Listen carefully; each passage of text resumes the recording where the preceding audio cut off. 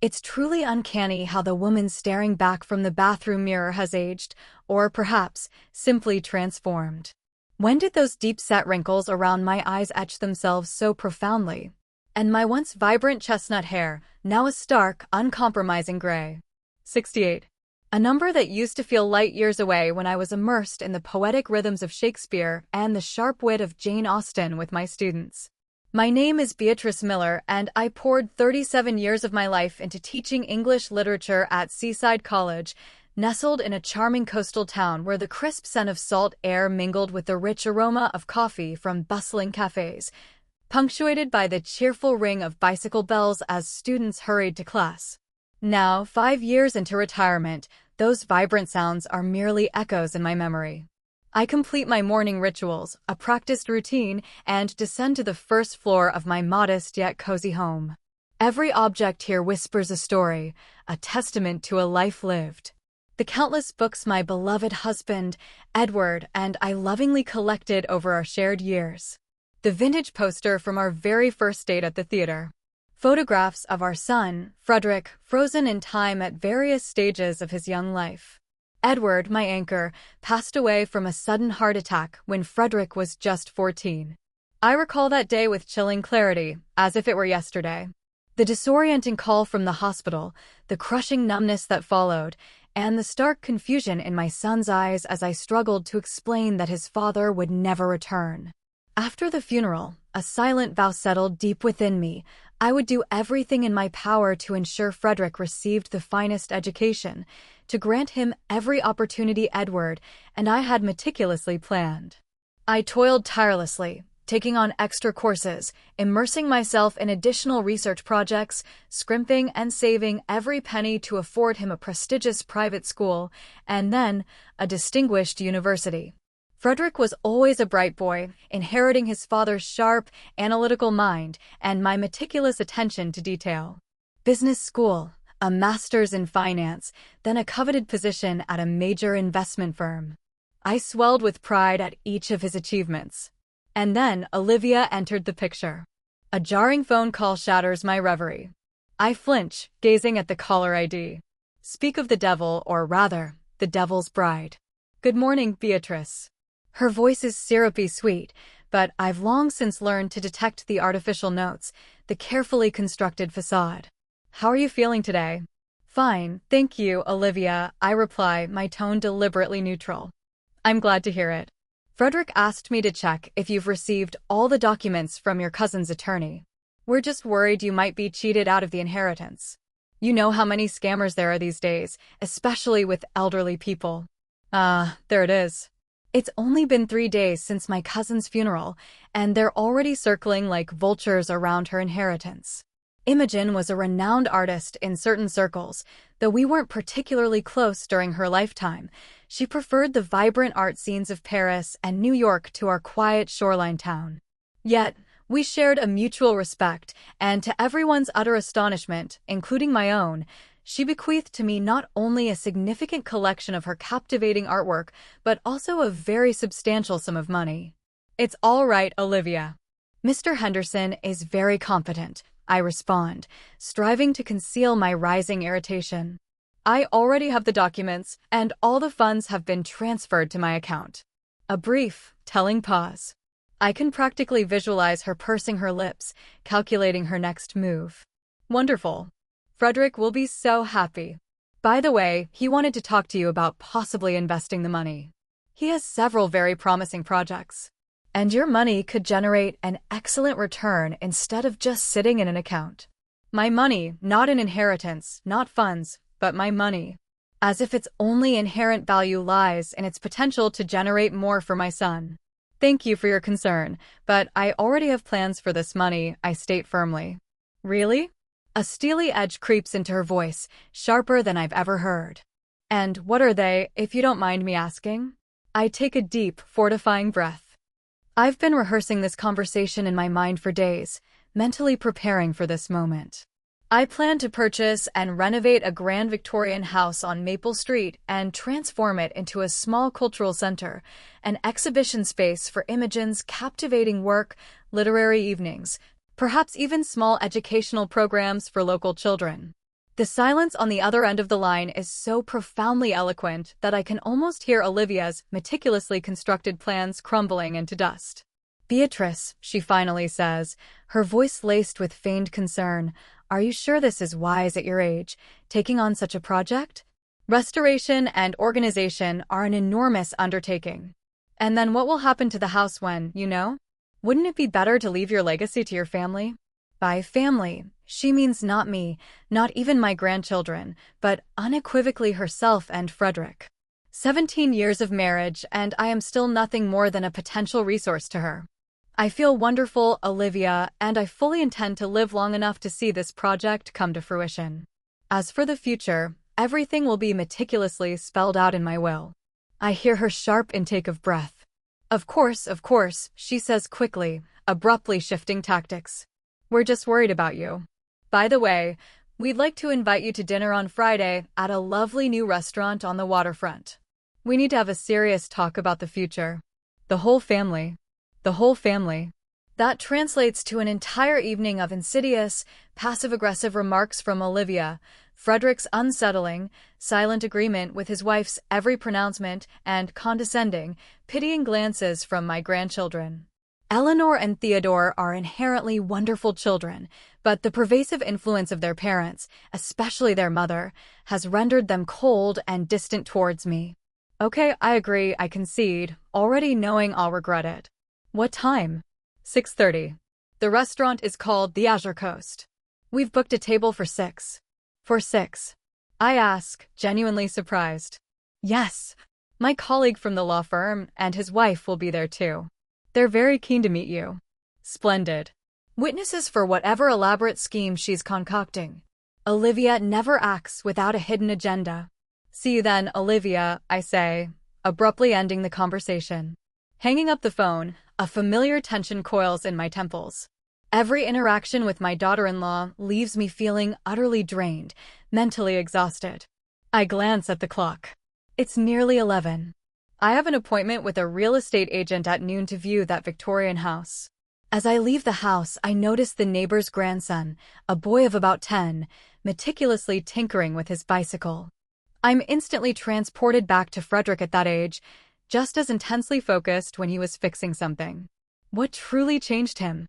When did my once kind, intensely curious boy transform into a man who passively allows his wife to manipulate him, to publicly humiliate his own mother?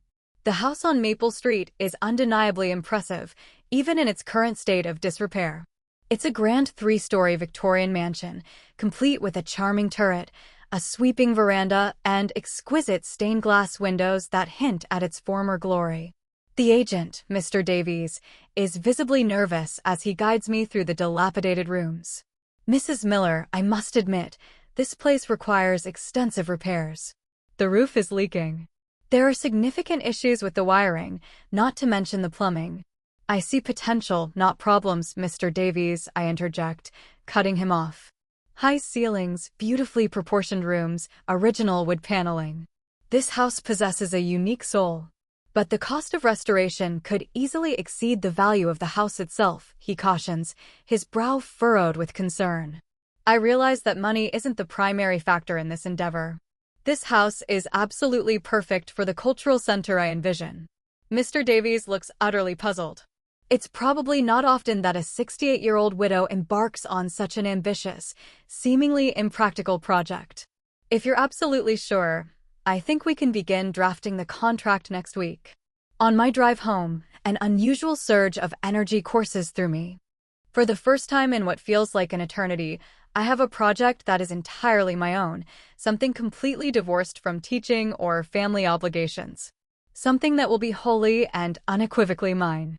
The phone rings again, startling me out of my thoughts. This time, it's Frederick. Mom. His voice sounds taut, strained. Olivia said you're planning to buy some old house. Hi, Frederick. Yes, that's correct. I just viewed it. But why? That project, it seems far too ambitious and, frankly, too expensive. It's my money, Frederick, I state calmly. And my life. Mom. His tone turns condescending, dismissive. No one is saying it's not your money, but you have to consider the future. Think about your grandchildren.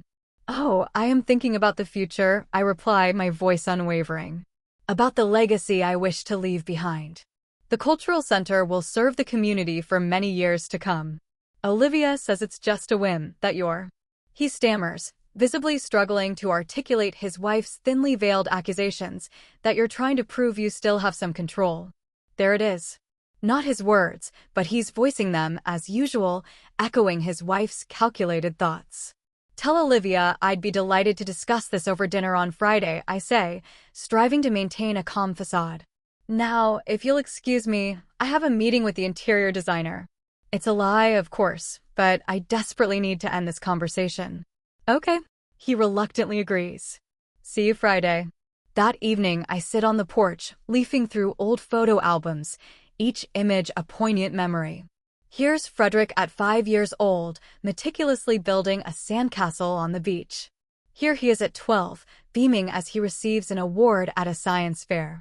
Here's his college graduation, me standing proudly beside him, my heart overflowing. And then, the wedding photos. Olivia in an exquisitely elegant gown, radiant and self-assured. Even then, I could discern that cold, calculating glint in her eyes, a warning I foolishly chose to ignore. My thoughts are abruptly interrupted by the doorbell. To my surprise, my grandchildren, Theodore, now 16, and Eleanor, 12, stand on the doorstep. Grandma. Theodore nods reservedly.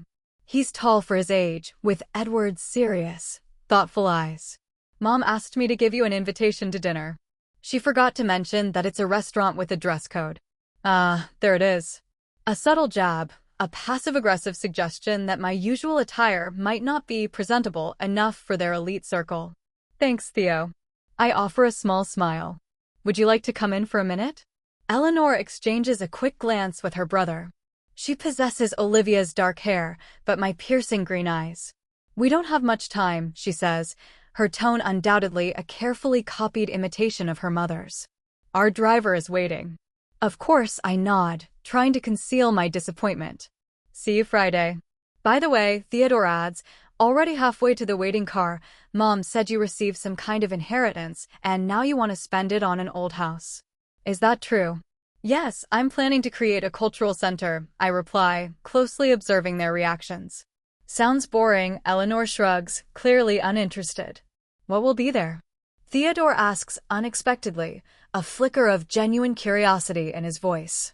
An exhibition space for my cousin's paintings, literary evenings, educational programs, perhaps even a small cinema for showing classic and art house films. Something resembling interest flashes across Theodore's face, but he quickly suppresses it. That's probably going to cost a fortune, he remarks, ever the pragmatist. Perhaps I agree. But I have my savings, and Imogen's inheritance is quite substantial. Mom says it's not wise to start projects like that at your age, Eleanor reiterates, again mimicking Olivia's precise intonation. What do you think, Ellie? I ask gently. She looks momentarily puzzled, as if her opinion is rarely sought. I don't know, she finally says, a slight hesitation in her voice. I guess it's your business. It's a small victory, almost imperceptible, but a victory nonetheless. We have to go, Theodore interjects, glancing at his watch with a practiced air of importance. Mom will be upset if we're late for tennis. I watch them climb into a sleek black SUV with tinted windows. My grandchildren, so intimately connected by blood, yet emotionally so distant. What do they truly know about me beyond what they passively absorb from their parents? Do they know I once wrote poetry? That I adore 1940s jazz? That I can bake the world's most exquisite blueberry pie, a recipe passed down from my own grandmother? On Friday, I carefully select the dark blue dress I purchased for the last literary symposium where I had presented a paper. It's simple, elegant, and understated, precisely what the dress code at the Azure Coast demands. En route to the restaurant, I mentally prepare for the impending conversation. Whatever Olivia has meticulously planned, I must remain calm and steadfast. This money is unequivocally mine, and only I will decide its fate. The Azure Coast is exactly as I anticipated, overtly pretentious, striving for an air of European chic that feels forced and inauthentic. The maitre d' escorts me to a table where Frederick, Olivia, the children, and another couple, clearly Olivia's colleagues, are already seated. "Here's our Beatrice," Olivia exclaims, rising with a theatrical flourish to greet me. "We're so glad you could join us. Meet Gregory and Victoria Swanson." Gregory is a partner in our law firm, specializing in property law, she adds, a hint of calculated triumph in her voice. Property law, of course. I exchange handshakes with the Swansons, noting Victoria's subtly appraising glance. "Very nice to meet you," I say, taking my seat beside Eleanor. "Beatrice taught English literature at Seaside College," Olivia explains, her voice dripping with thinly veiled condescension. "She's retired now, but she's still very active. Can you imagine? She's going to restore an old Victorian house and turn it into some kind of cultural center." "Sounds ambitious," Gregory remarks with a professional, almost patronizing smile. "Who's handling the legal side of the project?" "Property registration, taxes, insurance, those are pretty complicated matters." "I have an attorney, Mr. Henderson," I reply, my voice even. "He's been handling my affairs for many years." "Henderson?" Gregory frowns, feigning surprise. "I'm not sure I know him. Is he from a large firm?" "He's an independent lawyer," I state, "and highly competent." "Mom," Frederick interjects, "perhaps you should consider a more modern approach. Gregory could recommend someone from his firm." There we go. I see them exchange quick, meaningful glances with Olivia. Everything is unfolding precisely according to their meticulously crafted plan. "Thank you, but I'm very happy with Mr. Henderson," I reply firmly, ending the discussion. The waiter brings the menu, and the conversation mercifully shifts to choosing dishes. I notice Olivia whispering something into Frederick's ear, and he nods, a faint flicker of unease in his eyes. "Grandma," Eleanor says to me unexpectedly, her voice soft, "is it true that your cousin was a famous artist?" "Yes, dear." I smile, genuinely surprised by her interest. Imogen exhibited in galleries in New York, Paris, and London. She had a very distinctive style, a captivating mixture of abstraction and symbolism. "And she left you all her paintings?" Eleanor continues, her eyes wide with a newfound curiosity. "Most of the collection, yes. That's why I want to establish a gallery, so that people can truly appreciate her work." "Sounds like a waste of money," Olivia interjects, her voice sharp, dismissive. "Those paintings could be sold." "I read that your cousin's work is quite valuable on the art market right now." "That's precisely why I'm not going to sell them," I retort, my voice firm. "Their value will only appreciate over time, both financially and culturally." "But you're not thinking about the future," Frederick says, joining the fray, his tone more forceful. "About leaving something behind for the children." "I am thinking about cultural heritage," I reply calmly, meeting his gaze, "and about creating something truly meaningful in memory of Imogen." Olivia leans towards her husband and whispers something in his ear again. He listens intently, and I witness his expression shift from subtle doubt to steely determination. "Mom," he says, straightening up, his voice now devoid of hesitation. "We're here to have a serious talk about the future." "Your future?" I look at him, disbelief washing over me. "I think you should consider moving to the Golden Harbor Retirement Home. It's a very prestigious place, with excellent medical care and a wide array of entertainment programs. Olivia and I have already spoken to the administration, and they are prepared to accept you." "A nursing home? Me? Frederick? I am perfectly independent and of sound mind. Why on earth would I need a nursing home?" "It's for your own good," Olivia interjects, her voice laced with false concern. "We're worried about you. You live alone, without supervision. And the project with this house, it's far too complicated for someone your age." "My age does not prevent me from being active and independent," I say, feeling a surge of anger rise within me. "And I certainly don't require supervision." "But the inheritance," Frederick begins, clearly stumbling over his words. "Here we are, getting to the heart of the matter," I interrupt, a bitter taste in my mouth. "You're not concerned about my well-being. You're concerned about Imogen's money." Olivia shoots me a glacial look. "Beatrice, you're being unfair. We do care about you. We just want to ensure the inheritance is used wisely." Wisely according to your standards, I clarify, my voice tinged with sarcasm. In other words, hand it over to you. Frederick looks embarrassed, but Olivia remains as icy and unyielding as ever. You can't deny that we're your family. And it's only natural that we think about the future of the children. I think about the future of my grandchildren, too, I say, deliberately looking at Theodore and Eleanor, who are observing the scene with obvious discomfort, their young faces a mixture of confusion and unease. That's precisely why I want to create something truly meaningful that will endure long after I'm gone. A cultural center that will serve the community and proudly bear our family name. Olivia leans towards Frederick again and whispers something in his ear. I see his face flush, his eyes narrowing into angry slits. Whatever she said, it clearly struck a raw nerve. Beatrice. Gregory interjects, clearly sensing the escalating tension. Perhaps there's a compromise. Part of the funds for your project, part for a trust fund for the grandchildren. I could help with the paperwork. But I'm not listening to him. My attention is riveted on Frederick, who is staring at me with an expression I've never witnessed before. A chilling mixture of anger and cold determination. I don't know what Olivia whispered to him, but it clearly triggered something profound and disturbing within my son. We'll continue this conversation after dinner, Olivia says, her voice smooth, noticing the waiter approaching with a tray of exquisitely prepared dishes. For now, let's enjoy our meal. And although she appears outwardly composed, I discern a triumphant glint in her eyes. She's undeniably up to something.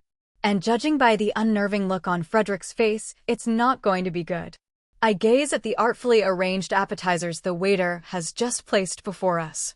Thin, delicate slices of salmon resting on crispy toast, succulent scallops bathed in some exotic, aromatic sauce, intricate vegetable tranches. Everything resembles a culinary work of art, almost too beautiful to consume. In a different situation, I would have deeply appreciated the chef's meticulous skill, but now I can't bring myself to swallow a single bite. Gregory Swanson casually discusses his recent trip to Europe. Olivia listens attentively, occasionally interjecting with clever, calculated comments.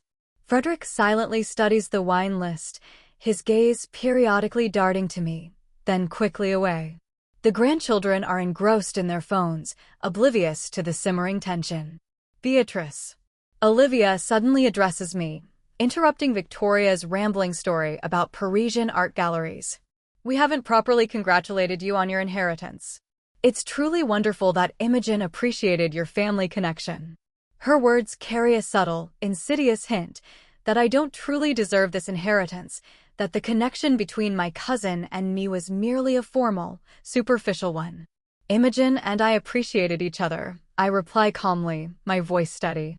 Although our paths in life were very different. Of course, Olivia nods, her smile a brittle facade.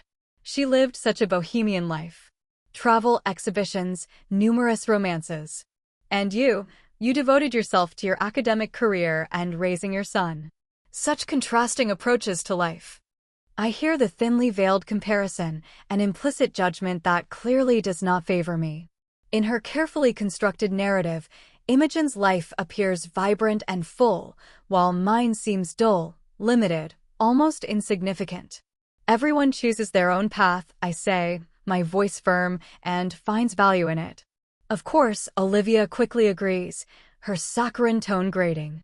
And now, thanks to Imogen's generosity, you have the opportunity to change course. Go on a grand trip, for example, or move to a more comfortable home, or invest the money to ensure a stable income, Frederick adds, joining the conversation, his words echoing Olivia's carefully chosen phrasing. I could help you choose a portfolio. I've already decided what to do with the inheritance, I remind them, my gaze unwavering. A cultural center is a project I've been contemplating for a very long time. A long time. Olivia raises a perfectly sculpted eyebrow, feigning disbelief.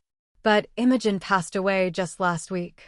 The idea of creating a cultural space came to me many years ago, I explain, patiently. The inheritance simply made it possible. I understand. Olivia nods with a faint, artificial sympathy.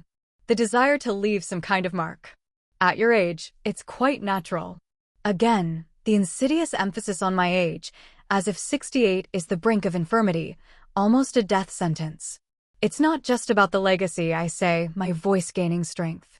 Seaside needs a space like this. There's no good gallery here, no proper place for literary gatherings. Young people have nowhere to go but shopping malls and movie theaters. I doubt that young people today are interested in literary evenings, Frederick remarks with a dismissive smile. You were interested, I remind him, a hint of challenge in my voice. You loved poetry in high school.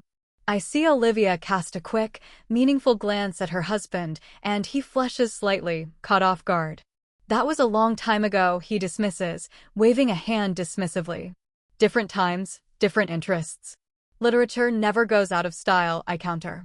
Human passions, aspirations, and conflicts remain unchanged throughout the centuries. Sounds like a lecture, Olivia smiles, but her eyes remain cold and calculating. But let's return to practical matters. Restoring a Victorian mansion is an enormous expense. Are you absolutely certain you have enough funds? I've done all the calculations, I reply, my voice unwavering. The inheritance is quite substantial.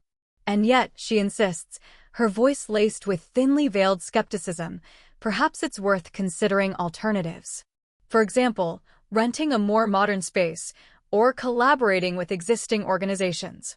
The Victorian house on Maple is perfect for my concept, I say firmly. High ceilings, beautiful architecture, history imprinted in every intricate detail. Sentimentality, Olivia sighs, as if delivering a clinical diagnosis. But a business plan requires rationality. Have you drawn up a financial model, calculated the return on investment? A cultural center is not intended to be a commercial enterprise, I explain, choosing my words carefully.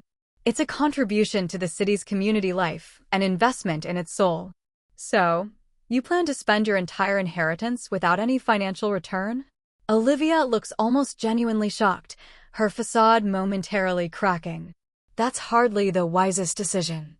There will be a return, I object, just not in monetary terms. Cultural enrichment, educational opportunities for young people, a space for creative expression. Sounds great in theory, Frederick interjects, but in practice, projects like that often require ongoing investment. The building needs constant maintenance. The staff needs to be paid. In a few years, you may find that all the funds have been exhausted. I have a plan to attract grants and sponsorship, I say, my voice steady. I'm not as naive as you think. No one thinks you're naive, Beatrice, Olivia says quickly, her tone carefully modulated. We're just concerned. A project like this is a huge responsibility and burden at any age and at yours. At my perfectly healthy age of 68, I finish for her, my voice sharp, unapologetic. I am in perfect health, with a clear mind and more than enough energy for any project I choose. For a moment, an awkward, palpable silence descends upon the table. Theodore and Eleanor look up from their phones, clearly intrigued by the escalating tone of the conversation. Of course, Beatrice, Victoria says conciliatory, her voice soft. No one doubts your energy. You look wonderful for your age. For your age is another condescending phrase I'm beginning to despise. Thank you, I reply dryly. The waiter brings the main courses, and for a while, the conversation turns to the chef's culinary skills. I notice Olivia whispering something in Frederick's ear again, and he nods, giving me a strange, unnerving look. Mom, he says when the waiter leaves, Olivia and I wanted to discuss another option with you. Perhaps one that's more optimal for everyone. I'm listening, I say, though internally, I'm bracing myself for yet another attempt at calculated manipulation. What if part of the inheritance goes to your project, he suggests, his voice carefully measured, and part is invested in the children's future, say, 50-50. That's not a compromise, Frederick. I shake my head, a weariness settling over me. That's an attempt to gain control over the money Imogen left me. My cousin wanted me to do with it as I saw fit, and I intend to respect her wishes. But you're not thinking about the future, he insists, his voice becoming tense, strained. What will happen to the children if what? I interrupt, my voice sharper than intended. If I die? I've already provided for their education. The rest is your responsibility as parents. "That's selfish," Olivia interjects, her tone hardening, losing its earlier sweetness. "Spending a fortune on a project that's likely to fail instead of securing your grandchildren's future. Selfish." I feel my voice rising, and I make a conscious effort to speak more quietly, more calmly. "It's selfish to demand money that doesn't belong to you. It's selfish to expect me to give up my plans for yours. It's selfish to talk about my death as if it's imminent just because you can't wait to get your inheritance." Olivia's face hardens, but she quickly regains control, her lips twisting into a brittle smile that doesn't reach her cold eyes. "Beatrice, you've got this all wrong. We just care about you." "No, Olivia," I say, looking her directly in the eye, my gaze unwavering. "You care about Imogen's money, and you know what? This is a pointless conversation. I've made my decision, and no amount of manipulation will change it." I see a flash of raw anger across Olivia's face, quickly replaced by a chilling, calculating coldness. She turns to Frederick and whispers something in his ear. I can't discern the words, but I see her lips moving quickly, furtively, and her eyes never leave me. Frederick's expression shifts dramatically. His cheeks flush crimson, his eyes narrow to slits. Whatever Olivia said to him, it clearly struck a deeply personal, painful nerve. He looks at me with an expression I've never seen before. A volatile mixture of anger, profound hurt, and something else, something dangerous, almost venomous. "Mom," he says, his voice trembling with suppressed emotion, a tremor that belies his carefully constructed composure. "You always do this. You always think you know best. That we're not smart enough or responsible enough. But you know what? You're no better than us. Your precious project is just an attempt to prove that you still matter." A pathetic attempt. I recoil, stunned by the sheer venom in his words, the raw, unfiltered hostility. "Frederick, I never said. You never said it, but you always thought it." His voice rises, attracting the curious attention of neighboring tables. "You always thought I didn't live up to your expectations. That I wasn't worthy." "Not worthy of what?" I ask, utterly bewildered, my mind reeling. "Frederick, what are you talking about?" "The way you looked at your father," he says bitterly, his voice thick with resentment, with such admiration, such reverence. "And at me, always with a hint of disappointment, as if I could never measure up to him." I'm stunned, a cold wave washing over me. Has he truly believed, all these years, that I compared him to Edward? That I was profoundly disappointed in him? "Frederick, that's not true," I say, attempting to reach for his hand, but he recoils sharply, pulling it away as if my touch is venomous. "I've always been proud of you. You're lying," he hisses, his voice filled with contempt. "Even now, you're lying. You're disappointed in me, in what I've become, in my family, in my children. You don't think I'm worthy of Imogen's legacy." "I never said that." I protest, feeling hot tears welling up in my eyes, blurring my vision. "Frederick, please, let's talk about this calmly." "Not here." "Where?" He laughs, a harsh, humorless sound that chills me to the bone. "At your precious cultural center, or maybe at the grave of your father, whom you still love more than me." "Frederick." I'm utterly shocked by his words, the sheer audacity of his accusation. "How can you say that?" Olivia watches us with barely concealed satisfaction, a cold triumph in her eyes. The Swansons look acutely embarrassed, but make no attempt whatsoever to intervene. The children are frozen, their phones still clutched in their hands, their eyes wide with shock and fear. "I'm telling the truth," Frederick continues, his voice now dangerously loud, echoing through the elegant restaurant. "You've always been a cold, controlling woman. You always knew better. You were always right.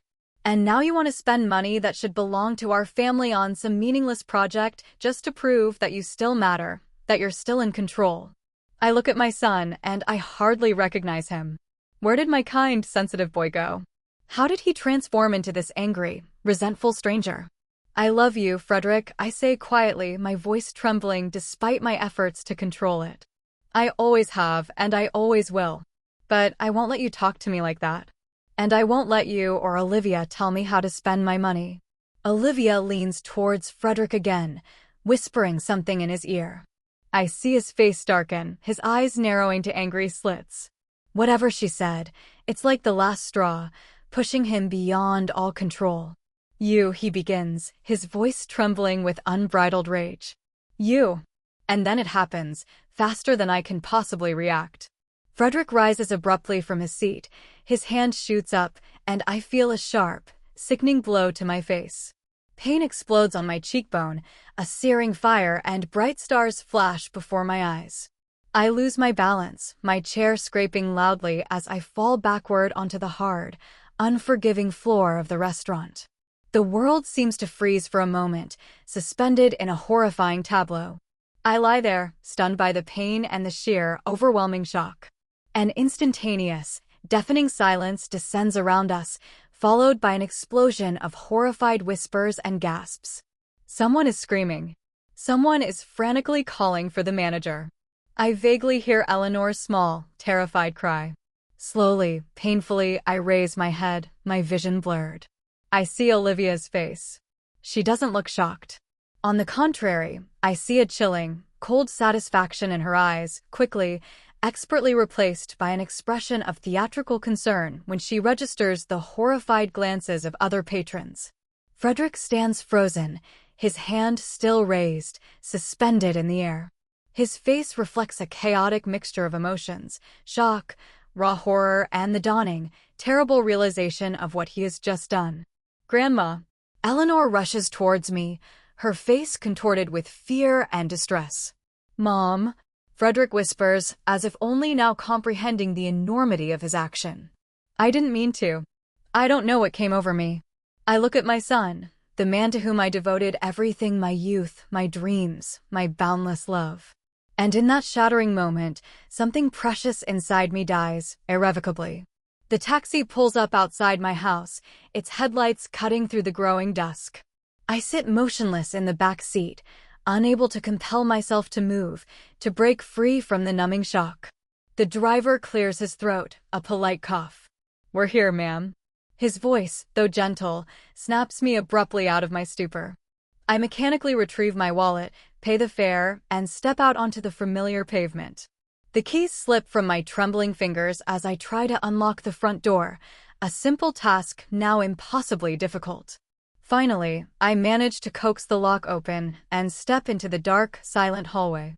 Without bothering to switch on the lights, I walk into the living room and sink heavily into an armchair, the soft cushions offering little comfort against the raw pain in my heart. The oppressive silence of the house weighs heavily on me, making what transpired seem even more unreal, more nightmarish. Did my son, my Frederick, truly strike me? Was I truly lying on the cold floor of an expensive restaurant, while strangers looked on with a mixture of pity and embarrassment? My hand reaches instinctively for my face. My cheekbone throbs with excruciating pain at the slightest touch. Tomorrow, there will be a dark bruise, perhaps even a noticeable swelling. How will I explain this to my neighbors, my acquaintances? What will I say if someone dares to ask? Exhaustion, a profound weariness, washes over me, and I close my eyes, seeking refuge in the darkness. In the blackness behind my eyelids, fragmented images float before my inner eye, Frederick's face contorted with unbridled rage. Olivia's cold, calculating eyes. My grandchildren's wide, frightened glances. And somewhere, hauntingly, the ghostly, gentle smile of Edward, my beloved husband, who would never, ever raise a hand to me, who always treated me with boundless love and unwavering respect. Edward. We met at a vibrant literary evening at the university. He was studying architecture, I, English literature. We were united by our shared, passionate love for the haunting poetry of Yeats. I remember vividly how we argued with joyful intensity about the profound meaning of The Second Coming while strolling through the leafy university park. He recited lines from memory, gesturing with such raw passion that he drew the curious attention of passers-by. And I simply looked at him and knew, with a certainty that settled deep in my soul, that I was falling irrevocably in love with this passionate, sincere, utterly authentic man. Our wedding was modest, intimate, with only 20 cherished guests in a small, unassuming church on the outskirts of town. Edward insisted that we exchange vows we had painstakingly written ourselves. His words still echo in my ears, as clear and resonant as if he had spoken them yesterday. Beatrice, you are my unwavering rock and my infinite inspiration. I promise to respect your independence, support your aspirations, and love you in joy and in sorrow, until death do us part. We were happy, truly, deeply happy, even when money was tight, even when we had to work exhausting overtime to pay the bills. Every Sunday, we dedicated it to a culture day. We visited museums, explored art exhibitions, attended plays, lost ourselves in the magic of the theater. Edward always said that nourishing the soul was as vital as nourishing the body. When Frederick was born, our lives shifted, transformed, but they never became any less fulfilling. We took him everywhere with us, to art galleries, architectural exhibitions, sprawling parks, hushed libraries. Edward lovingly crafted wooden toys for him, and I read countless books, diligently choosing different, expressive voices for each character. Frederick blossomed into an inquisitive, sensitive boy with a vivid, boundless imagination and a kind, generous heart. And then, that fateful day came, tearing our world apart. Edward left for a conference in a neighboring town. The call from the hospital came like a bolt from the blue, shattering our peace. A massive heart attack. The doctors did everything humanly possible, but it was too late. Frederick was 14. He stood beside me at the coffin, tall and slender, his young face frozen, devoid of expression. He didn't cry at the funeral, didn't outwardly display any grief. Only that evening did I hear muffled, heart-wrenching sobs emanating from his room. I longed to go in, to comfort him, to simply hold him, but the door was locked, a barrier between us. The next morning, he acted as if nothing had happened. He got ready for school, ate breakfast in silence, and left without uttering a single word about his feelings, his immense loss. From that day on, something subtly but profoundly shifted in our relationship. It was as if an invisible, impenetrable wall had quietly grown between us. I tried desperately to break through it. I offered to talk, invited him to our cherished culture days, but Frederick increasingly refused, preferring to spend his time with his friends, retreating further into himself. I immersed myself in my work, pouring my energy into my career. I was promoted to head of the department, published several significant scientific articles, and began work on a monograph exploring the profound influence of Victorian literature on contemporary prose. All the while, every spare penny, every extra hour, was dedicated to saving money for Frederick's education. I was fiercely determined to give him every opportunity Edward and I had meticulously planned for him. He gained admission to a prestigious university, earned a degree in economics, and secured a good job at a reputable financial company. I was immensely proud of him, although I couldn't help but notice that with each passing year, he became less and less like the sensitive, curious boy Edward and I had so lovingly raised. He became more pragmatic, more singularly focused on material success, less interested in the arts and literature that had once nourished his soul. And then, he met Olivia. She was an assistant at the law firm that served his company, ambitious, outwardly confident, with impeccable taste and a cold, almost detached beauty. When Frederick brought her to meet me, I felt a strange, unsettling uneasiness deep within me. There was something undeniably calculating in her smile, in the depths of her gaze. But Frederick looked at her with such adoration, such blinding devotion, that I suppressed my doubts, pushing them deep down. Their wedding was lavish, ostentatious, over 200 guests, an expensive, exclusive restaurant, an exquisite, meticulously curated menu. I felt profoundly out of place in this atmosphere of overt, almost vulgar luxury. As the newlyweds exchanged their standard, rehearsed vows, I couldn't help but remember the sincere, heartfelt words Edward and I had exchanged, words that had come straight from our souls. After the wedding, Frederick became even more distant, more elusive.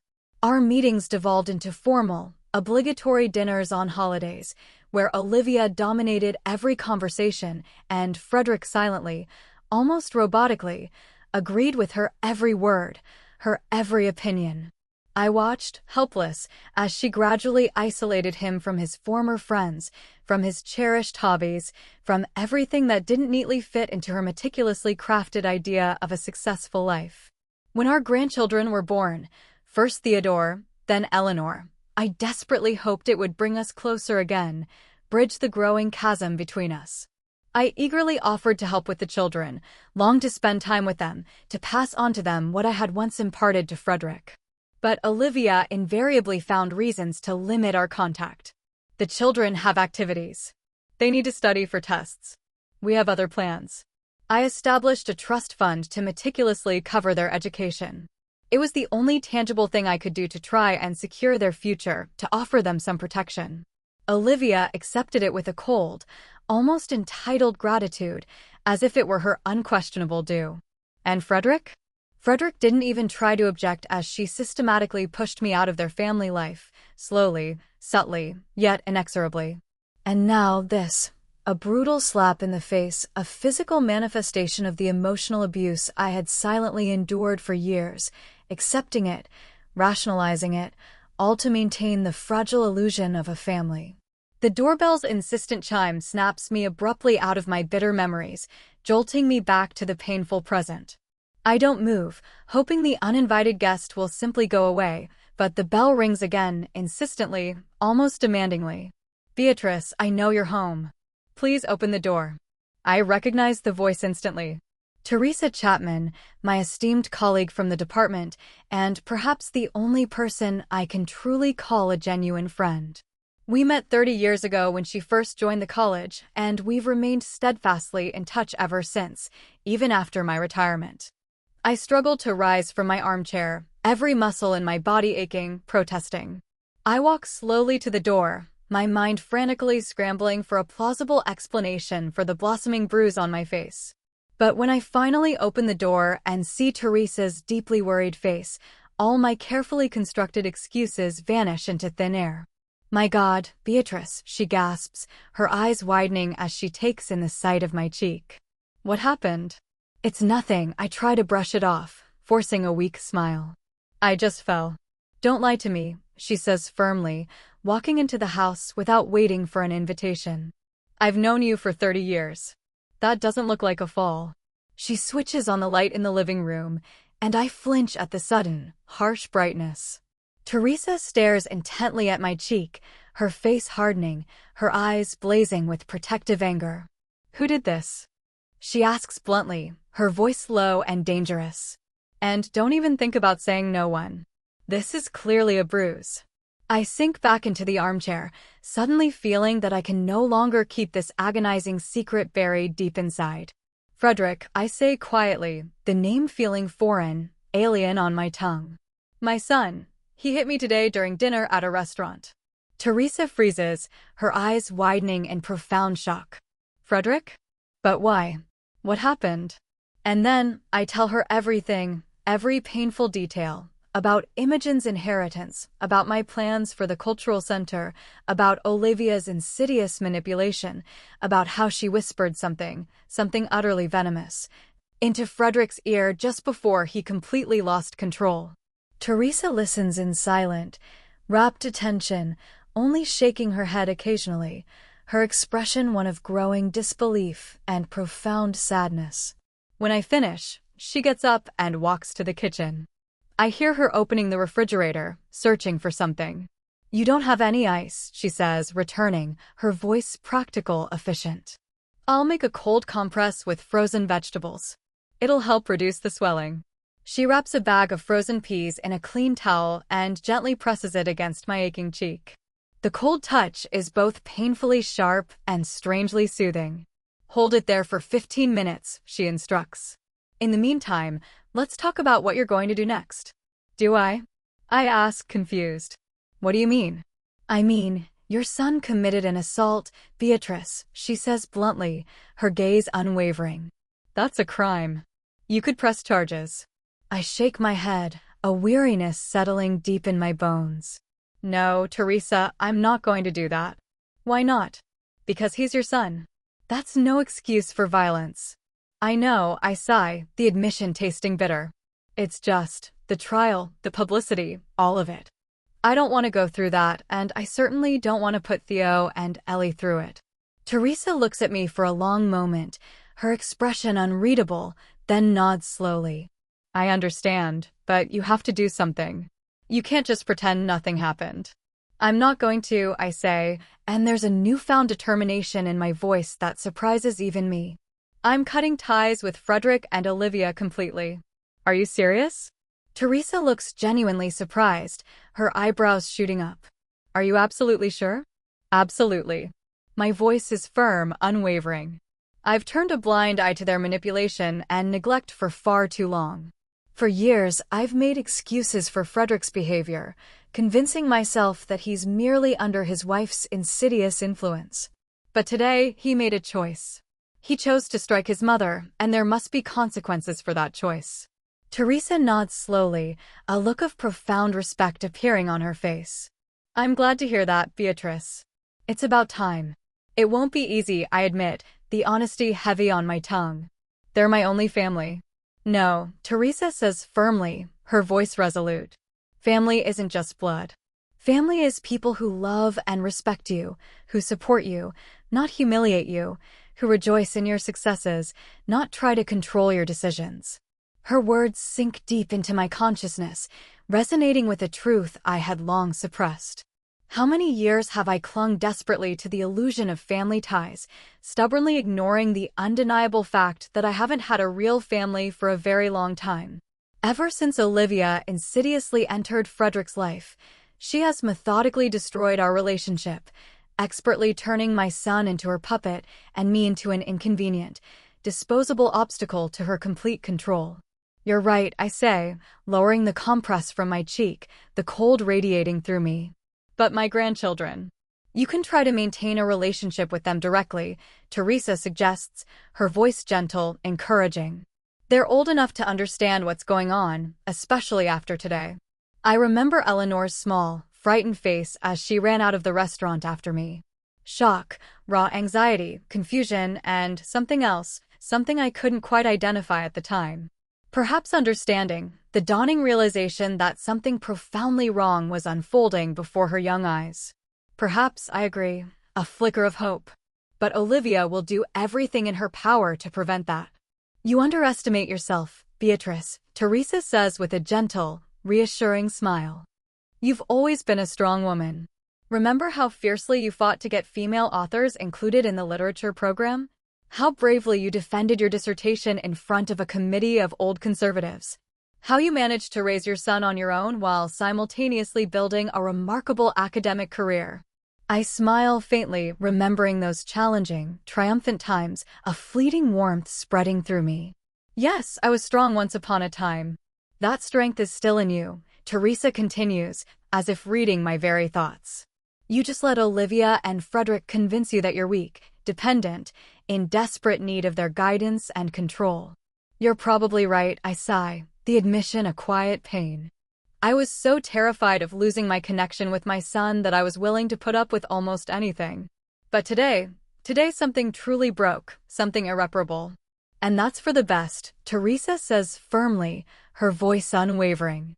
Sometimes you have to destroy something in order to rebuild it. Something healthier, more honest.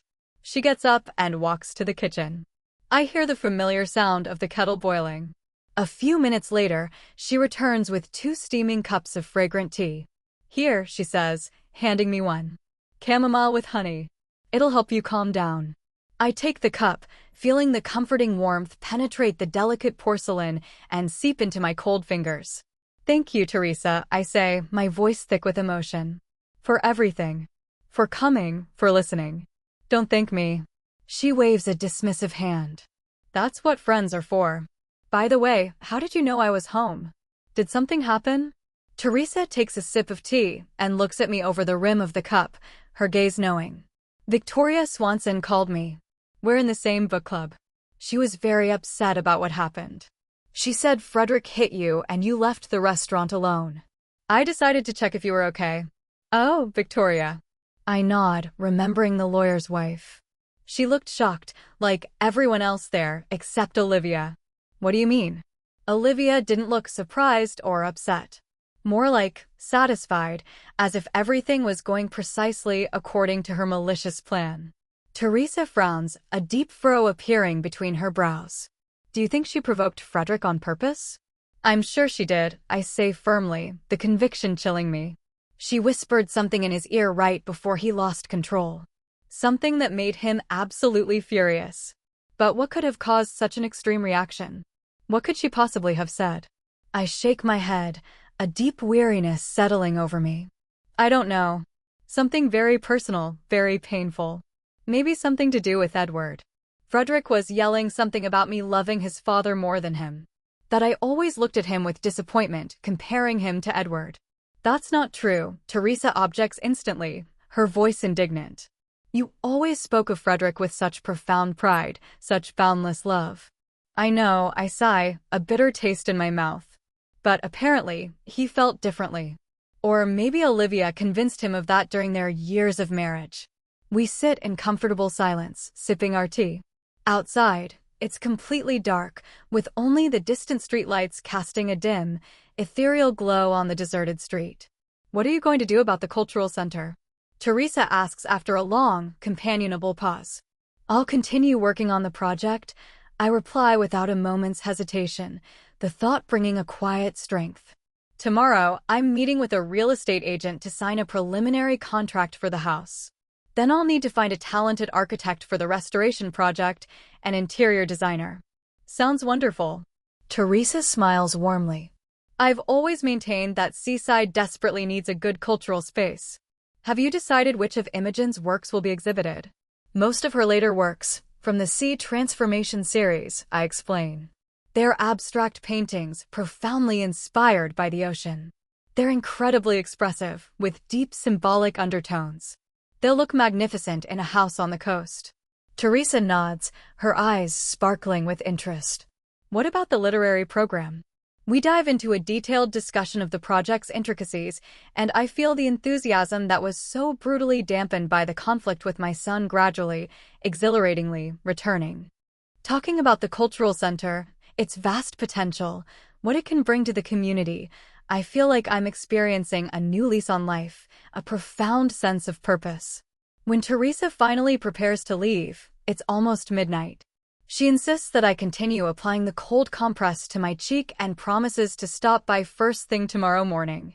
You'll be fine, Beatrice, she says, hugging me goodbye, her embrace warm and comforting. You're stronger than you think, and you deserve respect from your son, from your daughter-in-law, from everyone.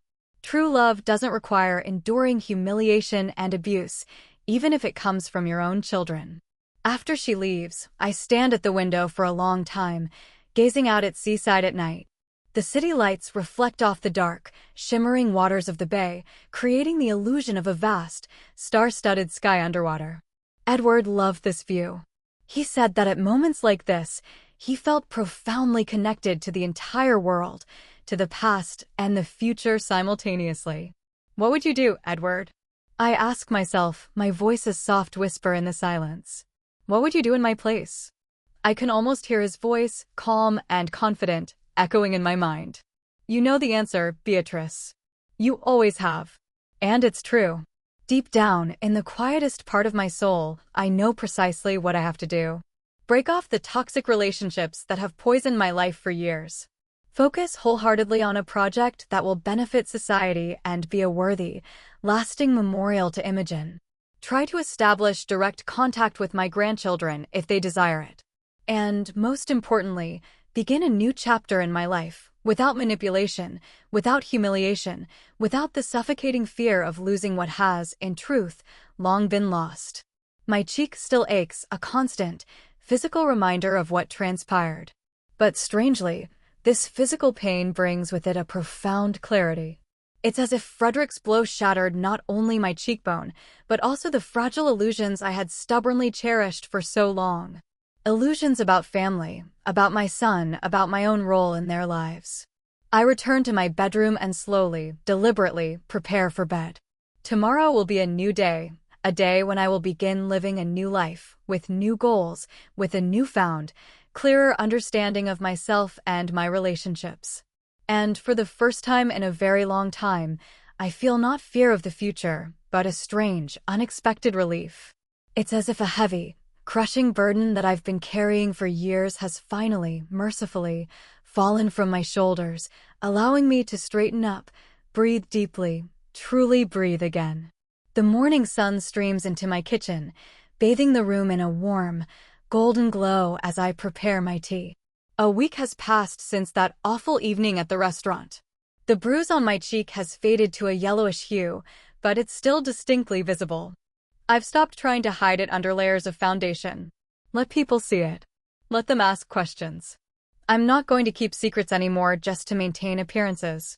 The phone rings for the third time this morning. I know exactly who it is. Frederick has been trying to reach me relentlessly since I failed to show up for Sunday family dinner. I don't answer. I'm not ready to hear his voice, his hollow excuses. Perhaps I never will be. Instead, I review the meticulously organized documents I prepared for today's crucial meeting with Mr. Henderson, my trusted, longtime attorney. He's a dry, elderly man with an impeccable reputation and a mind as sharp as a razor. He's handled all my legal affairs since my college days, helped me establish the trust fund for my grandchildren, and will now be meticulously revising my will. The doorbell interrupts my thoughts, a sudden, unexpected chime. Standing on the doorstep is a courier, holding an exquisite bouquet of white lilies. My favorite flowers. I know who they're from before I even open the attached card. Mom, I'm so sorry. I don't know what came over me. Please, let's talk. Frederick. I place the bouquet on the hall table, the white lilies a stark reminder of Edward. He gave them to me on every wedding anniversary. Frederick knows that. He knows they hold a special, profound meaning for me. It's a transparent attempt to manipulate my feelings, using symbols of our past, but I'm not falling for these hollow tricks anymore. My car keys are already in my hand. My briefcase is slung over my shoulder. Today is an important day, a turning point, and no sentimental gestures, however carefully chosen, are going to deter me from my chosen path. Mr. Henderson's office is nestled in an old, stately building in the heart of Seaside. The secretary, who has known me for many years, smiles warmly and immediately ushers me into his office. Mrs. Miller, Mr. Henderson rises to greet me, his expression grave. I'm glad to see you, although the circumstances are not the most pleasant. I had briefly explained the situation over the phone when I made the appointment, but now, sitting in his hushed office, I recount everything in vivid, painful detail about Imogen's inheritance, the escalating conflict with my son and daughter-in-law, and the shocking physical abuse. This is a serious matter, Mr. Henderson says, his voice carefully measured when I finish my account. You could file an assault report. No, I shake my head firmly. I don't want a court case. I just want to change the will and ensure Imogen's inheritance is used precisely as I intend. He nods understandingly, his gaze direct. In that case, we'll need to draw up a new document. The current version, if I recall correctly, leaves everything to your son with the condition that a trust fund be set up for your grandchildren. Yes, I confirm. Now, I want the cultural center I'm creating to be the primary beneficiary. The house, the art collection, the library, everything should go to a foundation that will meticulously manage the center. Mr. Henderson makes careful, precise notes in his notebook. What about personal belongings savings? I pause for a moment, weighing my options. Personal belongings that are not related to the center can be distributed among the grandchildren when they reach the age of majority. As for savings, I pause again, making a decisive choice. Half should go to the foundation to support the center's activities. A quarter to additional scholarships for my grandchildren if they wish to continue their education after college, and a quarter to Teresa Chapman, my close friend. No direct inheritance rights for your son, he asks, his voice betraying a hint of surprise. None, I reply firmly, my resolve unwavering. Frederick has already received enough from me, education, support, opportunities. Now he has to fend for himself. Mr. Henderson looks at me intently over his spectacles, his gaze piercing. You do realize that he can contest the will? As the sole direct heir, he has the right to do so. I know, I nod, unconcerned, but he won't have any grounds. I'm of sound mind and perfectly capable of making informed decisions. Besides, there are witnesses to what happened at the restaurant. If it goes to court, it won't be in his favor. True, Mr. Henderson agrees, a faint smile touching his lips. I'll have the documents ready by the end of the week. You will need to sign them in the presence of 2 witnesses who are not beneficiaries. I'll ask Teresa and one of my former colleagues, I say. One more thing, he adds, his tone thoughtful. You should consider a healthcare proxy in case you are unable to express your wishes yourself due to your health. It's a sensible suggestion, but it makes me momentarily ponder the inevitability of aging, of growing old. I would have named Frederick, but now. Teresa, I say firmly. She knows me better than anyone, and I trust her judgment implicitly. Mr. Henderson nods and makes a quick note. What about buying the house? You mentioned you wanted to speed up the process. Yes, I confirm. Mr. Davies, the real estate agent, said the owner is willing to move quickly if we don't haggle over the price. I can contact him and expedite the paperwork, Mr. Henderson offers. I also recommend a thorough technical inspection of the building given its age and condition. I've already arranged it, I smile, a genuine smile for the first time in days. The experts will inspect the house on Monday. Excellent. Mr. Henderson smiles back, a rare display of warmth.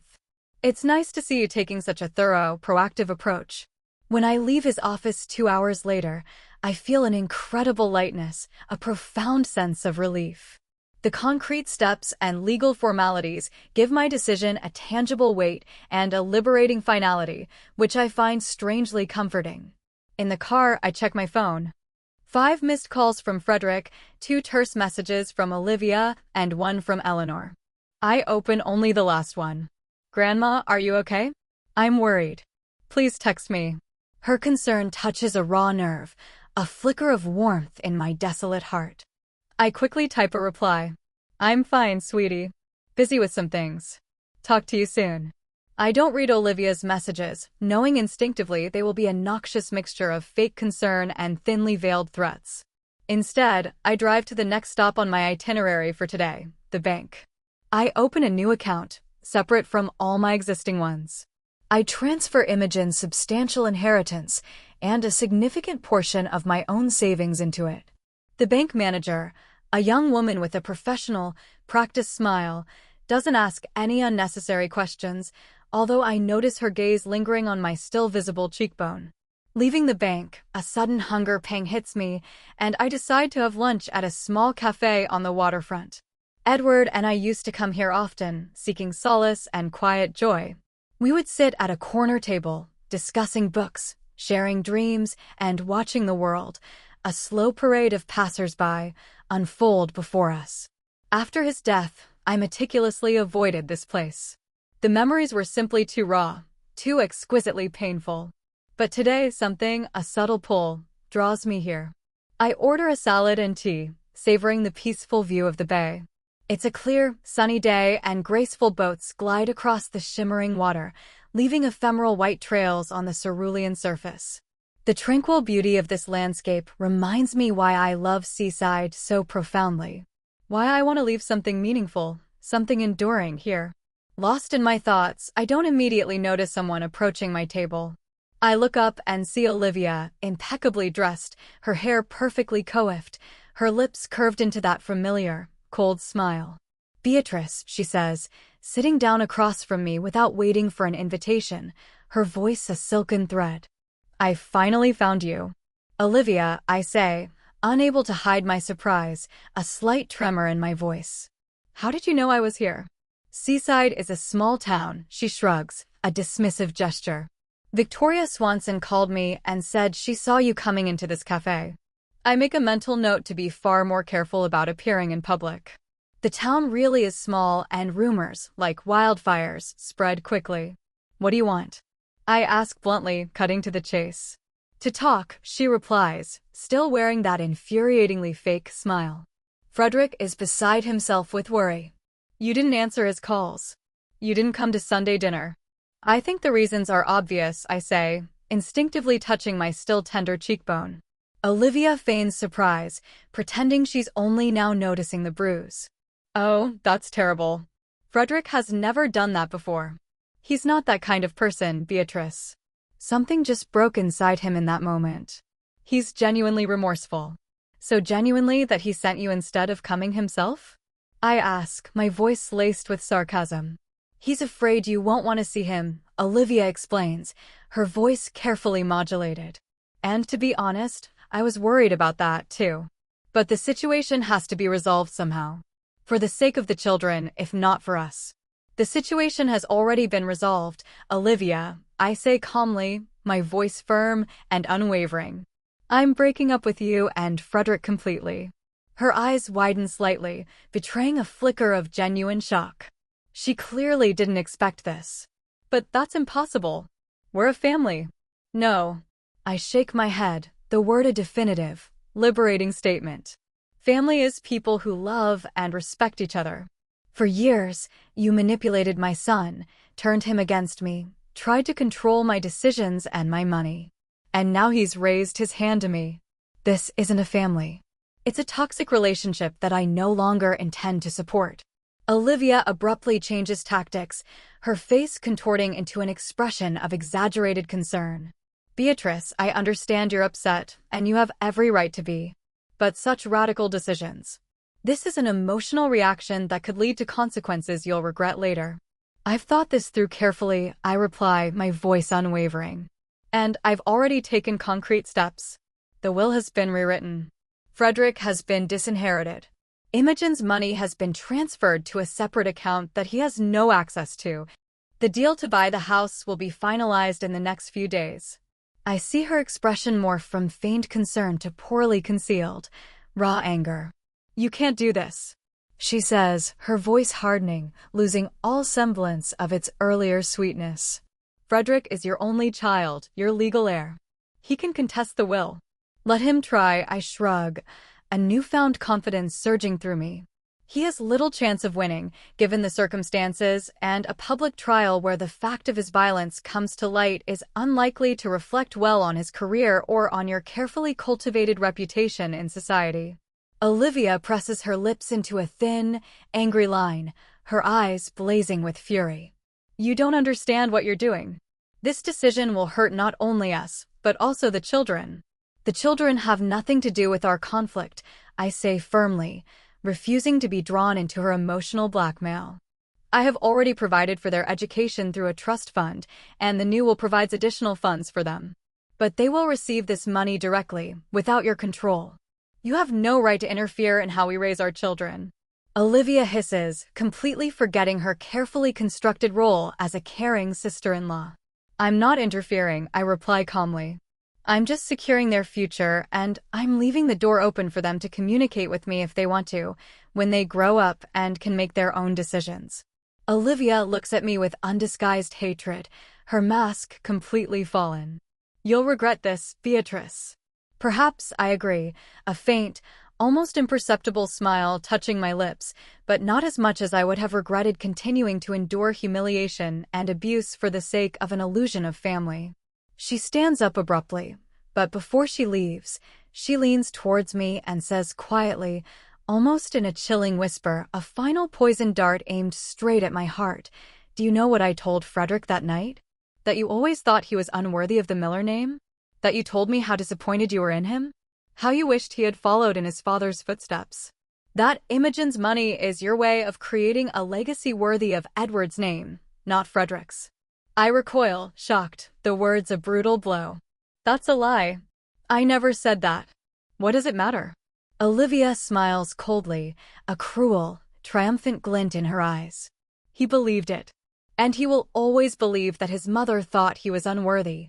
With that, she turns and walks away, leaving me reeling from her utter cruelty and profound manipulation. Now I know with chilling certainty that ending this relationship is the only right decision. These people will never change, never stop trying to control and manipulate. I return home, my resolve hardened, determined to finish what I've started. I write letters to my grandchildren by hand. In this age of electronic communication, it seems more personal, more meaningful, a tangible link to a world beyond the digital. My letter to Theodore is restrained but sincere. I explain my decisions, express my hope that someday we will be able to restore our relationship, and tell him that I will always love him, no matter what. The letter to Eleanor is more emotional, more raw. I feel that she is more like me, sensitive, thoughtful, with a deep, vibrant inner world that she is forced to hide under her mother's suffocating influence. I write about music, about literature, and about how incredibly important it is to follow your heart, even if it doesn't meet the narrow expectations of others. I explain to both of them that my decision to break off relations with their parents has nothing to do with my feelings for them, that the door to my home will always be open to them when they are ready. That I hope to one day show them the cultural center, tell them about Imogen's captivating work, share with them a part of my life that their parents always meticulously tried to hide. After sealing the envelopes, I place them carefully on the shelf. I'll send them later, when things have calmed down a bit. Right now, it would only exacerbate the situation and provoke another wave of anger from Olivia. In the evening, Frederick calls. I stare at the phone screen for a long time, fighting the overwhelming urge to answer, to hear his voice, perhaps even to believe his manufactured remorse. But I remember Olivia's chilling words, her brazen admission of the lies she whispered in his ear, and decide that talking is utterly pointless. While Frederick remains under his wife's toxic influence, no genuine reconciliation is possible. Instead, I dial Teresa's number and tell her about my unsettling meeting with Olivia. "What a snake!" Teresa exclaims, her voice indignant. "Using Frederick's deepest fears and insecurities against him and against you. That's just mean, but effective." I sigh. She knew exactly what to say to push him over the edge. "What now?" Teresa asks, her voice steady. "Now, I'm moving on," I reply resolutely. "I'm finalizing the deal on the house, starting the renovations, and getting ready to open the cultural center. I'm living my life, without looking back for their approval or disapproval." "Sounds like a great plan," Teresa says approvingly. "And you know what? I'm proud of you, Beatrice." Not everyone can find the strength to break out of a toxic relationship, especially a family one. It wasn't easy, I admit, the words a raw confession. And it's still not easy. Part of me still hopes that Frederick will come to his senses, that he'll remember what he was like before Olivia. "He's a grown man," Teresa reminds me gently, her voice firm. "And he's responsible for his actions, regardless of his wife's influence. He made a choice when he raised his hand to you, and he has to live with the consequences of that choice." I know she's right, but a mother's heart doesn't accept rational arguments so easily.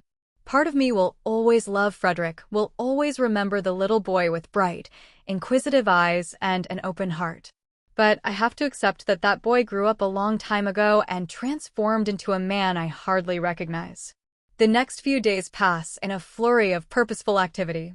I sign the definitive papers to purchase the house, meet with the architect who will meticulously oversee the restoration, and engage in thoughtful discussions about the interior design concept with the designer. Every decision, every forward step, imbues me with a quiet confidence, confirming that I am unequivocally on the right path. Frederick continues to call, but less and less frequently now, the urgency in his messages fading.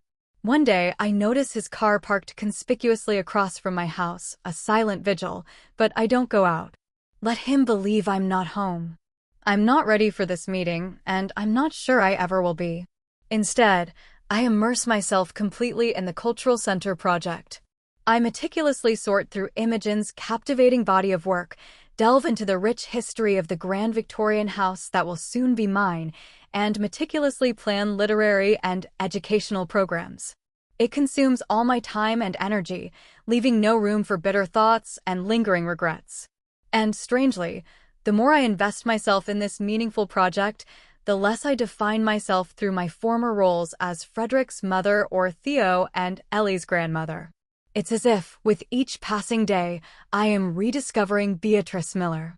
Not just a mother, a grandmother, or a widow, but a woman with her own vibrant aspirations, her own long-suppressed dreams, her own meaningful goals. A woman who can create something truly significant, not only for her family, but for an entire, thriving community. One evening, while looking through old photo albums, I find a picture taken a year before Edward's passing. We are standing on the beach, the wind playfully ruffling our hair, the brilliant sun blinding us, making us squint, but we are smiling openly, sincerely, radiating pure happiness. I look at my face in this cherished photograph and suddenly realize that for the first time in a very long time, I feel profound echoes of that happiness, that exhilarating sense of inner freedom. Not because I've magically returned to the past or am foolishly trying to recreate what was lost, but because I'm finally, irrevocably moving forward towards the future I have chosen entirely for myself. 2 weeks after the incident at the restaurant, I receive an official letter from Frederick's lawyer. In cold, dry legal terms, it threatens to challenge my decisions, demands a meeting to discuss a mutually acceptable solution, and subtly hints at the possibility of having my mental state examined, the latter being a particularly offensive, insidious tactic typically employed against elderly individuals whose decisions are not to the liking of their grasping relatives. I pass the letter directly to Mr. Henderson, who responds in equally formal terms, but with an unambiguous hint. In the event of legal proceedings, irrefutable evidence of physical abuse by Frederick will be provided, including sworn witness statements and a detailed medical report on my injury. A reply arrives 3 days later. The tone is markedly softer. The thinly veiled threats of legal action have completely vanished. Instead, there is a formal offer to meet for family reconciliation. I decline, knowing with chilling certainty that this is just another desperate attempt at manipulation. On the same day, a huge bouquet of pristine roses and an extravagant box of chocolates arrive with a card from Frederick and Olivia, with deepest apologies and hope for reconciliation. I give the flowers to my neighbor and the chocolates to the children playing in the street. No gifts, however grand, can sway my mind. On Sunday, the doorbell rings. Frederick is standing on the doorstep, pale, haggard, with dark circles under his eyes, looking utterly defeated. I almost slam the door shut, but something in his eyes, a flicker of sincere remorse, profound pain, makes me stop, my hand hovering. "Mom," he says quietly, his voice hoarse. "Please, just listen to me. Just 5 minutes." I let him in, but don't invite him to sit down. We stand awkwardly in the hallway, looking at each other like strangers, the space between us charged with unspoken history. "I came to apologize," he begins, his gaze fixed on the floor. "What I did was unforgivable. I understand why you don't want to see me, why you changed your will. I deserved it." "Yes, you did," I agree, my voice devoid of emotion. But it wasn't just that punch. It was the culmination of years of neglect, manipulation, attempts to control my life. Years when you allowed Olivia to humiliate me, isolate me from my grandchildren, treat me like a burden rather than a mother. Frederick lowers his eyes, a profound shame settling over his features. "I know, and I have no excuse, but I want you to know that I realize my mistakes. I've started seeing a therapist to work through my anger issues and control problems. I'm trying to change." "I'm glad to hear that," I say sincerely, a small flicker of hope in my chest. "I hope it helps you be a better father to Theo and Ellie. And a better son to you," he asks hopefully, his eyes lifting to meet mine, searching for a sign of forgiveness. I look at him for a long, quiet moment. Part of me, the enduring mother in me, wants desperately to believe that he has truly changed, that our shattered relationship can somehow be repaired. But another part, the newly resolute woman, remembers the cold satisfaction in Olivia's eyes, her chilling admission of the lies she whispered in his ear, twisting his mind. "Time will tell," I say finally, my voice calm but firm. "Right now, I'm not ready to resume our relationship." Sunlight streaming through the tall, exquisitely restored stained glass windows creates a kaleidoscope of colorful patterns on the polished wooden floor. I stand in the middle of the main gallery of the Seaside Beacon Cultural Center and can't help but smile, a genuine, heartfelt smile. It's hard to believe that a year and a half has passed since that terrible evening, that brutal turning point in my life. The grand Victorian mansion on Maple Street, once abandoned and dilapidated, has now been transformed beyond all recognition. The meticulously restored facade, with its charming turrets and intricately carved architectural elements, is once again a true delight to behold, a landmark. Inside, the soaring high ceilings with their delicate stucco moldings have been painstakingly restored to their original grandeur. The rich wooden wall panels have been polished to a brilliant, inviting shine, and the antique fireplaces, once cold and neglected, are once again functional, emanating warmth and charm. At the same time, the building is equipped with state-of-the-art modern lighting, climate control, and security systems, a perfect, harmonious combination of historical charm and contemporary comfort. The ground floor now houses a captivating gallery, primarily displaying Imogen's later works from her Sea Transformation series.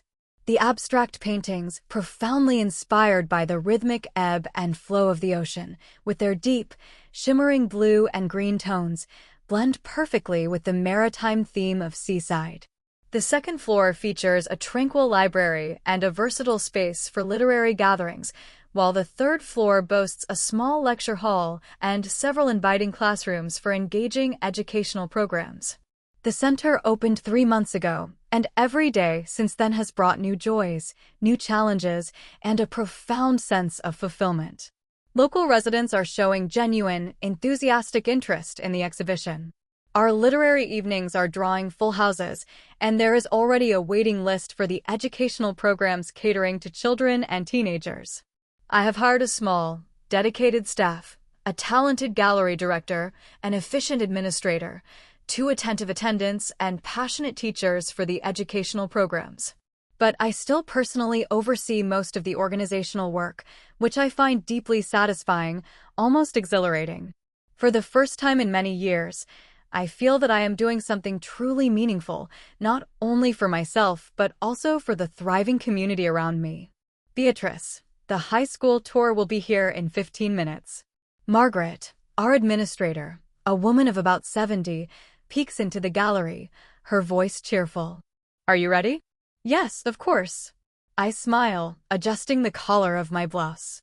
Giving tours to enthusiastic schoolchildren has quickly become one of my most cherished duties. Seeing the eyes of teenagers light up as they discover new horizons in art and literature brings me a special, almost indescribable joy. Margaret is one of many wonderful new acquaintances who have blossomed into genuine friends over the past year and a half. A retired librarian, she brings her vast experience and profound love of books to the heart of the center. There are others too. Leonard, a talented local artist who generously assists with exhibitions.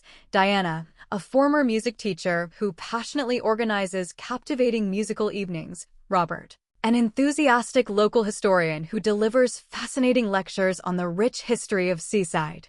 This vibrant new circle of friends is another unexpected blessing that the profound changes in my life have brought. These are people who genuinely share my interests and values, who respect me not for my family connections, which now feel so hollow, but for who I am and for what I passionately do. Of course, Teresa remains my closest, most steadfast friend. She has supported me every single step of the way, from the painful, liberating breakup with my son to the triumphant, exhilarating opening of the center. She now heads the literary department, meticulously organizing meetings with acclaimed writers, inspiring poetry evenings, and lively discussion clubs. After a tour for the eager schoolchildren, I have a meeting scheduled with a potential sponsor, a prominent local businessman interested in supporting our educational program. Then, a pleasant lunch with members of the City Council to discuss the exciting possibility of including the center in Seaside's burgeoning tourist routes. The day promises to be busy, demanding, but I feel energized, invigorated, rather than tired. Sometimes I wonder what my life would have been like if Frederick hadn't hit me. If I had foolishly continued to endure humiliation and manipulation for the sake of maintaining the superficial appearance of a family relationship, I probably would never have found the inner strength to break free from that toxic, suffocating bond. I would never have built the beacon. I would never have discovered this new, rich life, brimming with profound meaning and deep satisfaction. Of course, there were difficult moments, especially in the initial months. In the first few months after breaking up with Frederick, I often woke up in the middle of the night, consumed by a gnawing feeling of emptiness, of being utterly lost.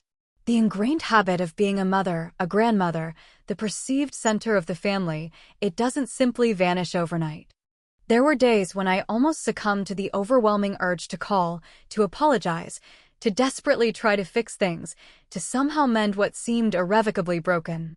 But every time the temptation became particularly strong, I remembered the cold, chilling satisfaction in Olivia's eyes, the venomous lies she whispered to Frederick, his raised, violent hand, and I realized, with a clarity that stung, that returning to the old relationship would mean returning to the old humiliation, the old manipulation, the old pain.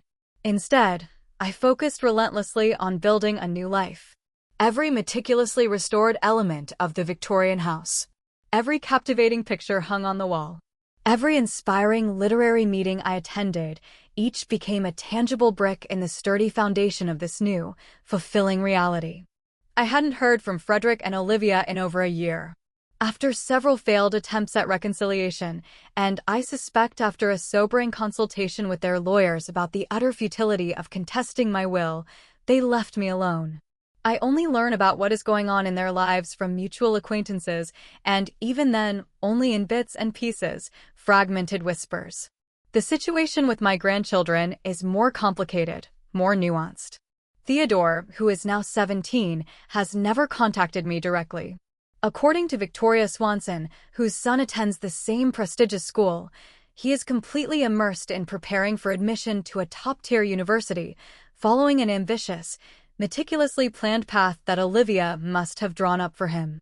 Eleanor, on the other hand, sent me a letter 6 months after our breakup, short, uncertain, simply asking about my health and how the Cultural Center project was progressing.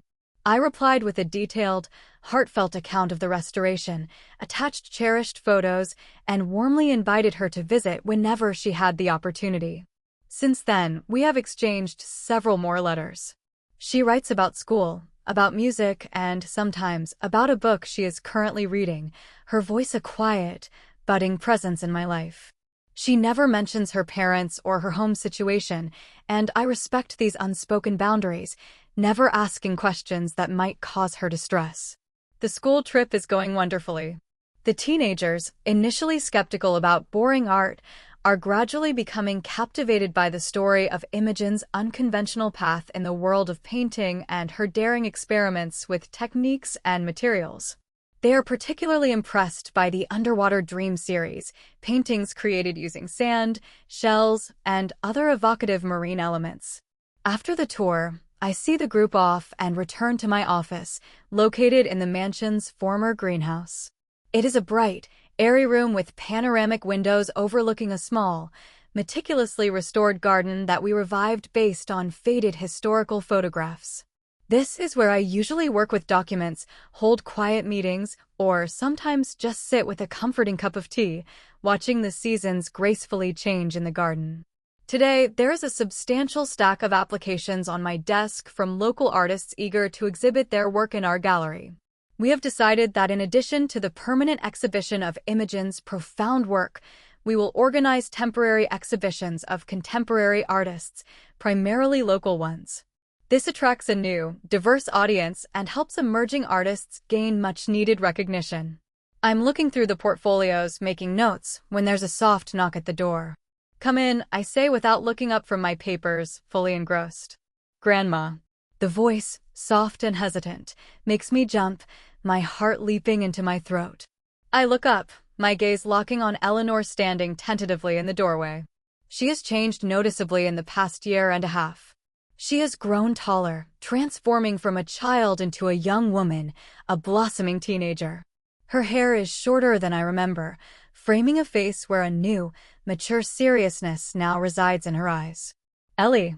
I stand up, unable to hide my profound surprise and boundless joy. What a wonderful surprise. She smiles uncertainly, shifting from foot to foot, a nervous energy about her. "I wanted to see your center. It's impressive." "Thank you," I say, coming closer but not daring to hug her, unsure of how she might react. "I'm so glad you came. Would you like some tea or maybe a tour?" "A tour, please?" She nods, her eyes bright with curiosity. I've already looked around the gallery downstairs a little, but I'd like to see everything. I show her around the entire building, lovingly recounting the story of the restoration process, explaining the concept behind each carefully designed space, and detailing the various programs we run. Eleanor listens attentively, asks thoughtful, insightful questions, and I notice a genuine, undisguised admiration in her eyes, a look I'd longed to see for so long. "This is incredible, Grandma," she says as we finish our tour on the roof, which offers a stunning, panoramic view of the bay, shimmering under the afternoon sun. "You did all this yourself?" "I had a great team," I smile, downplaying my immense effort. "Architects, restorers, designers, but yes, it was my project from start to finish." Mom said. She stumbles, clearly embarrassed, then catches herself. "Never mind. What did your mom say?" I ask gently, my voice soft and inviting. Eleanor looks away, towards the horizon where the sky meets the vast, shimmering sea. That it was just a whim. That the center would close in 6 months because no one in Seaside needed a place like this. I'm not surprised. It's typical of Olivia to belittle the importance of what others do, especially if it's successful, if it eclipses her own perceived grandeur. "Well, it looks like she was wrong," I say without malice, simply stating a fact. "We've been open for 3 months now, and the number of visitors is growing steadily." "I know." Eleanor nods, a small, knowing smile touching her lips. "My friend Chloe came here with her class on a field trip. She said it was the best place in town, and that you're amazing at talking about art." This praise, filtered through a third party, touches me more deeply than any formal compliment. "Thanks for telling me that." I smile, my heart warming. "Want to go back inside? It's getting chilly out here."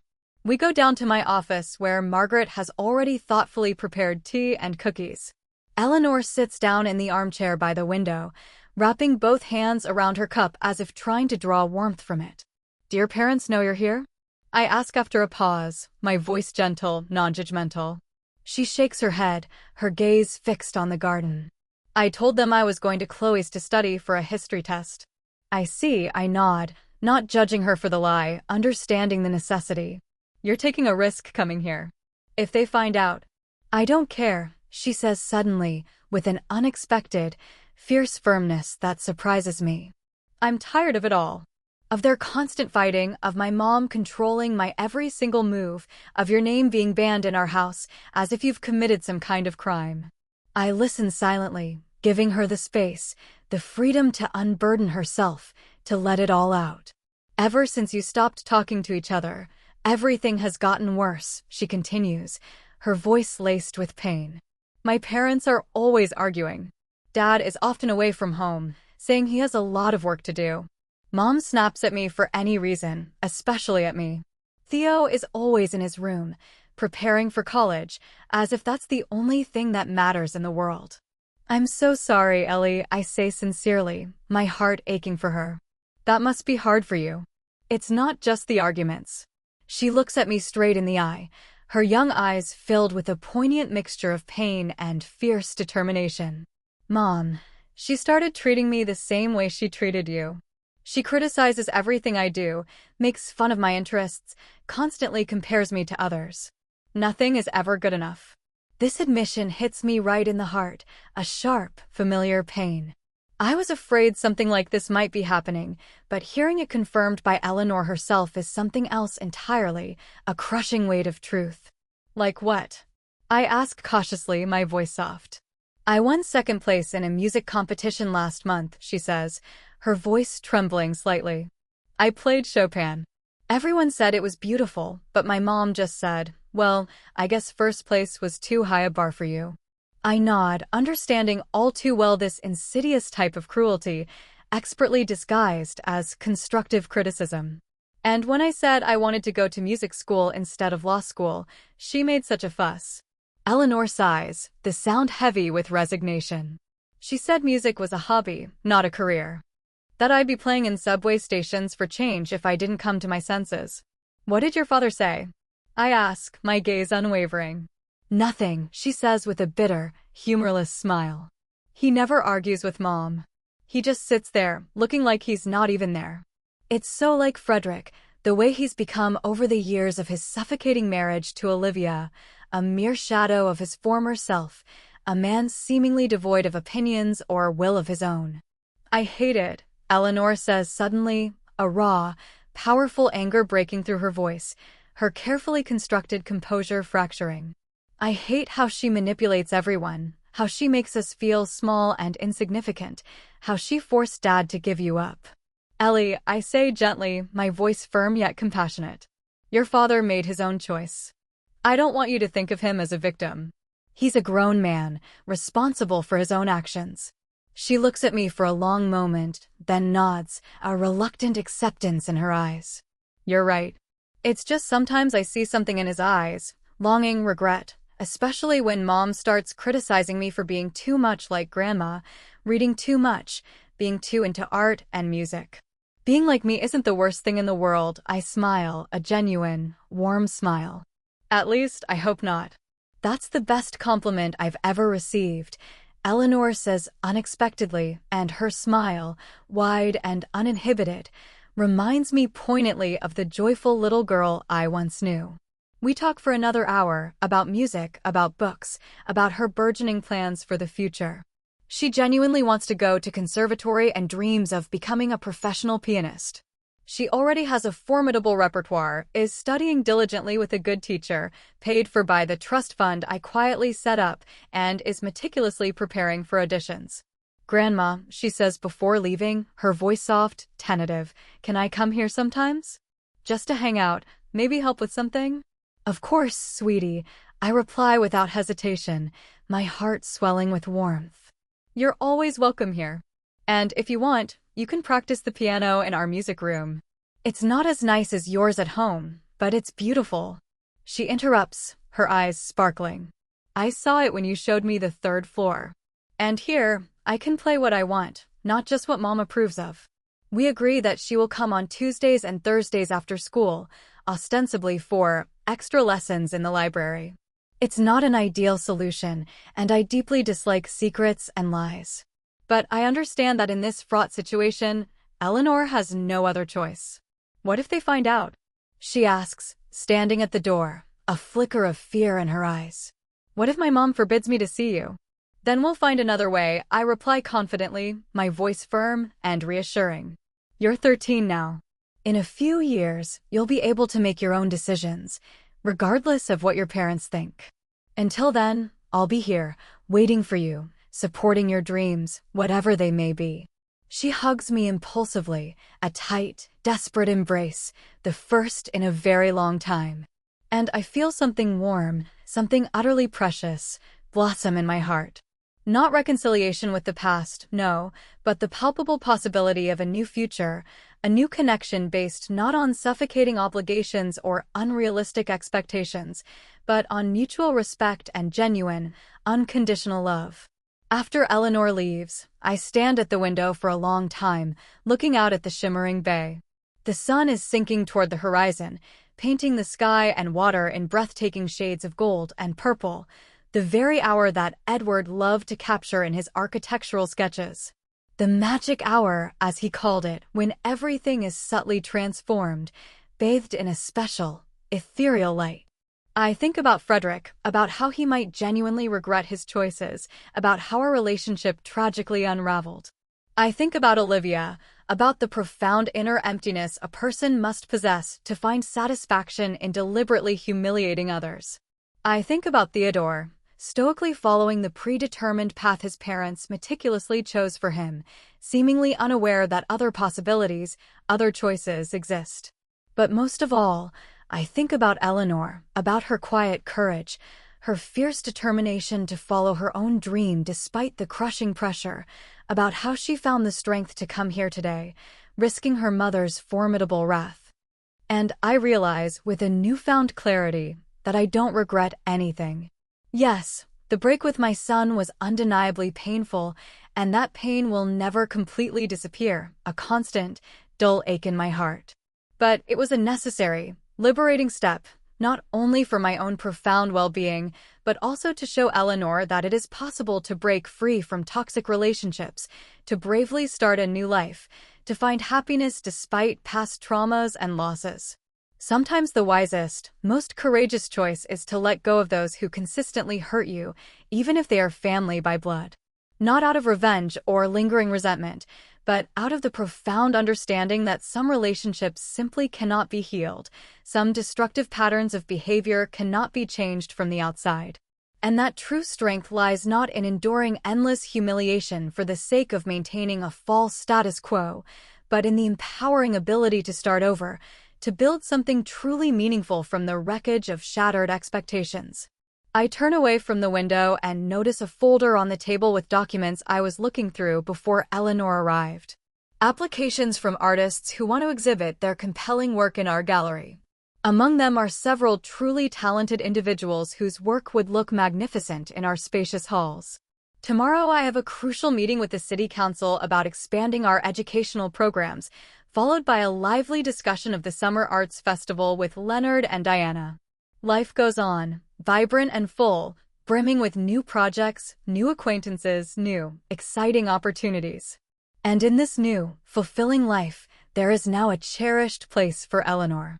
Not as a granddaughter I see only on holidays under Olivia's watchful, controlling eye, but as a close, cherished person with whom we are actively forming our own independent, authentic relationship, a relationship based on mutual respect, shared interests, and sincere, unconditional affection. Maybe someday something similar will happen with Theodore. Maybe even with Frederick, if he finds the strength to break free from Olivia's suffocating influence, truly realize his mistakes, and become an independent, self-aware person, not just a distorted reflection of his wife's desires and ambitions. But even if that doesn't happen, I know, with profound certainty, that my life is full and meaningful.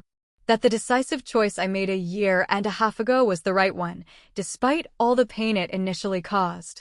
That sometimes, you have to lose your blood family to truly find your family of spirit. And that ultimately, it is these precious connections, based on authentic choice, not suffocating obligation, that bring true satisfaction and enduring happiness.